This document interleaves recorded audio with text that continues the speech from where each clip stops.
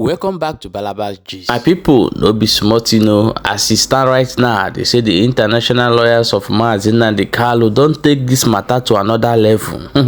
As they have taken the names of all the whole Nigeria leaders who are working against the release of Mazi Nnamdi Kanu to the United States court to make sure say everything where they get for there, they freeze them. They no fit enter US again because of this matter. Because say as Nigeria dey jubilate say the prison Simon Ekpa, they wan use that jubilation come enter for Mazi Nnamdi Kanu. The lawyers come see am on time or say no, if they keep quiet something go wrong.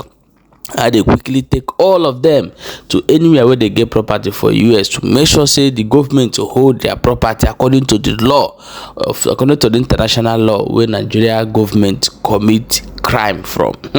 It already they say that the Nigeria chief of staff or the military, you don't come aside come to say you don't give the soldiers power to shoot aside anybody wey they feel say their person a threat to them, say may they buy them immediately. So this message now for people waiting for Southeast, our youth, I beg more that they careful, because anytime where they give this kind of message now for East, the thing they work, not be for North or that part of Nigeria. Now I'm going to bring the videos complete for you as they watch, they share the video. Hello, my name is Bruce Fine. I'm the International Counsel for Mazi Nnamdi Kanu, especially relating to his now 4 years plus arbitrary imprisonment without trial by the Nigerian government. Here is a document that we all in this room have prepared. It is a petition to be filed with President Donald Trump asking that he list 6 Nigerian high-level officials, 5 judges and a former Attorney General, Mr. Malami, under the Global Magnitsky Human Rights Accountability Act. Now, to qualify for listing, you need to be systematically engaged in a violation of internationally recognized human rights. For the Biafran people to decide whether they wish to chart their own destiny as opposed to remaining in the Nigerian orbit. Remember that the Biafrans never did join Nigeria. There was never any vote for Biafrans to say, we want to be collectivized, as the British ordained in 1914. You don't need to secede from a company that you never joined in the first instance. And that's what Nnamdi Kanu's campaign is about, indeed the higher campaign from Biafrans. That the Nigerian government haven't succeeded in that plan. Haji we Nabia.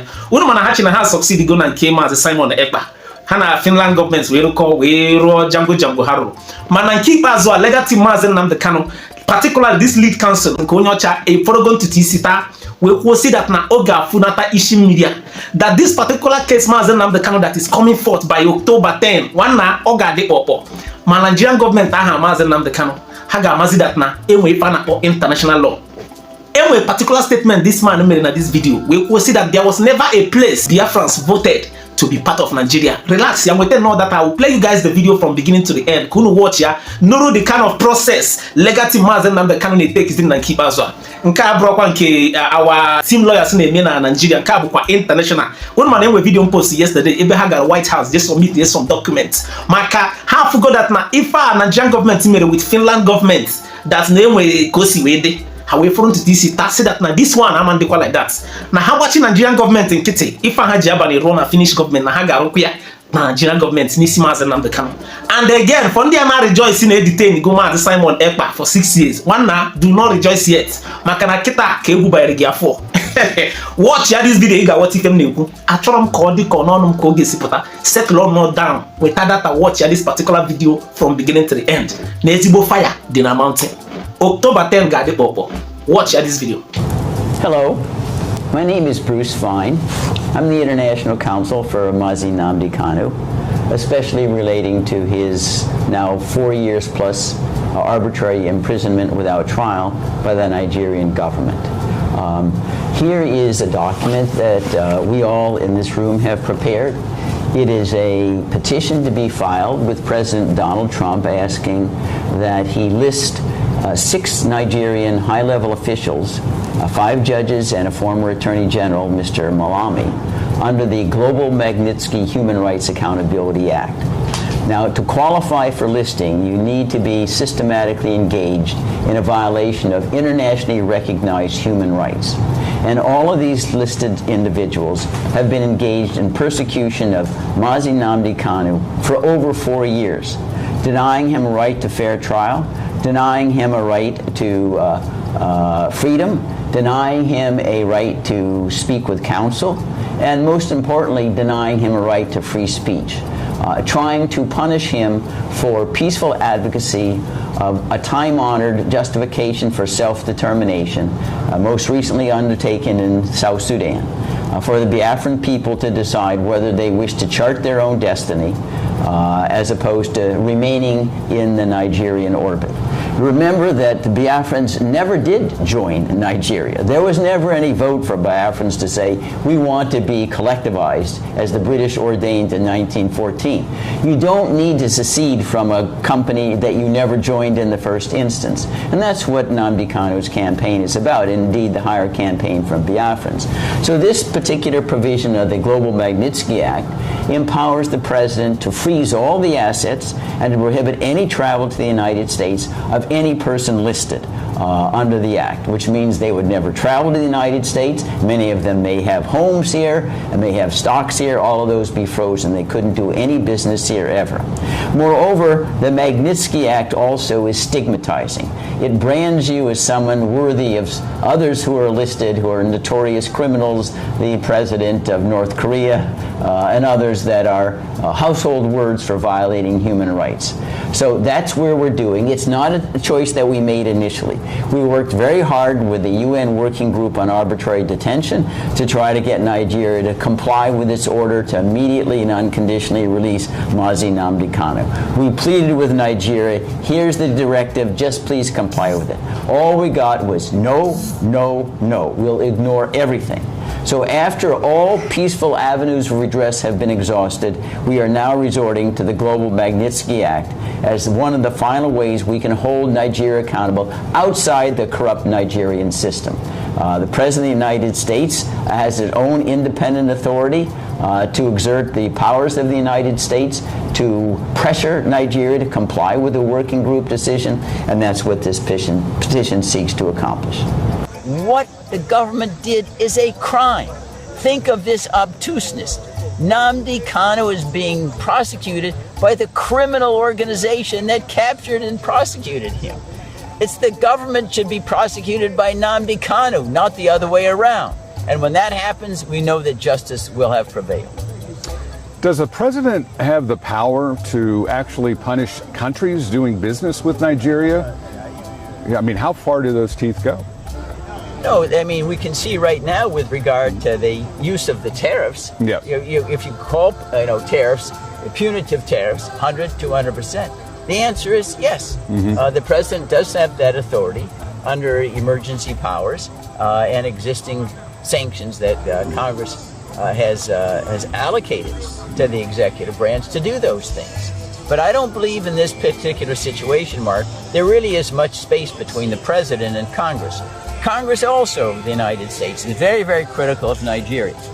The chairman of the House Foreign Relations Committee, Chris Smith, has been a bitter critic of Nigeria for long years. And Congress could do something like expel Nigeria from the United Nations.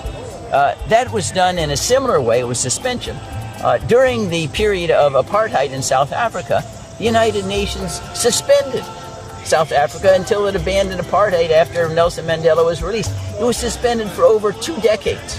That sanction is looking Nigeria in the face right now. That you continue to defy international human rights. You're not worthy of sitting in the United Nations anymore. And think of this kind of oddity. It was the United Nations Working Group that said Nnamdi is being held in violation of 16 international human rights covenants and orders his immediate and unconditional release. It is an arm of the United Nations. So how can Nigeria be part of an organization which is flouting at the same time? It just doesn't compute. And again, we hope that Nigerians will get control of themselves.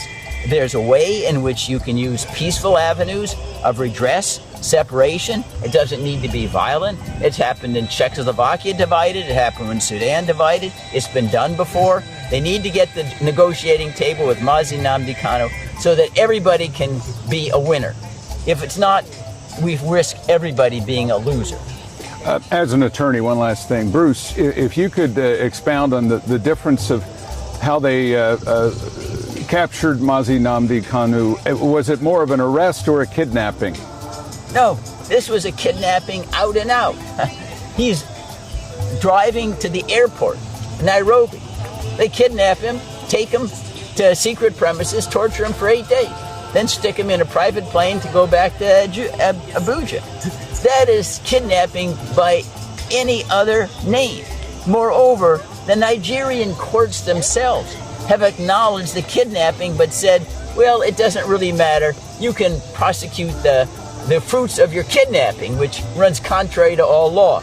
That is, a fundamental rule from the beginning of time is you shouldn't let crime pay. Well, what's happened here is the Nigerian courts has told the government, you can make crime pay. You can engage in crime to capture somebody and then keep them and prosecute them and put them in prison.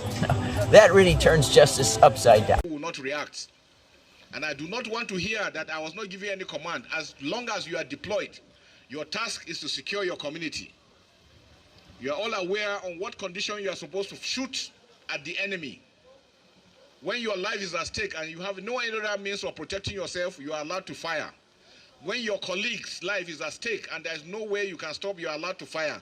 And when the community or any infrastructure you are protecting is being destroyed and you have no other means of stopping them, you are allowed to fire. So do not be afraid to take out any criminal or any enemy that is destroying or is doing any acts of killing. Is that clear? Yes, sir. But like I've told you, the communities you are protecting must know that you are there to protect them, not to go there and infringe on their human rights.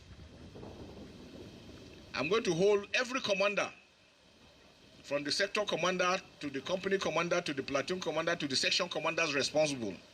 If anything happens within your AOR and you do nothing, you will be court-martialed. That I guarantee you. But again, our policy is to reward hard work and punish indolence. When you do well, we'll commend you, we'll give you awards, and then we'll take care of you the more. You will be promoted. Is that clear?